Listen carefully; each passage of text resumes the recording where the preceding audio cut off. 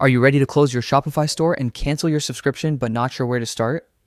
In today's guide, I'll walk you step by step through the entire process so you can end your Shopify journey smoothly and without any headaches. First, log into your Shopify account using your preferred web browser. Once you're in, head to your dashboard. This is where you manage all aspects of your store. From here, navigate to the settings section, usually found at the bottom left corner. Take a moment to explore, because knowing your way around will help not just now, but anytime you manage your store.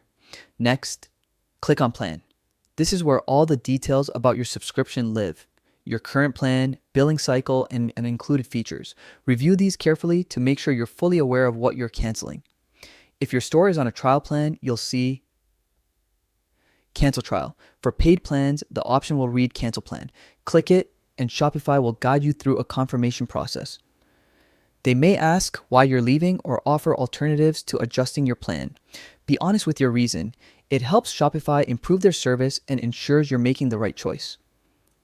Before you finalize, make sure to export any data or information you might need later. Also, don't forget to cancel any third-party apps or services connected to your store, as these won't automatically stop when your Shopify plan ends. Once everything's confirmed, your subscription is canceled, and your store is officially closed. Remember, Shopify allows you to reopen your store anytime, so your business isn't gone forever, just on pause until you're ready. And that's it. A simple, step-by-step guide to closing your Shopify store safely and efficiently.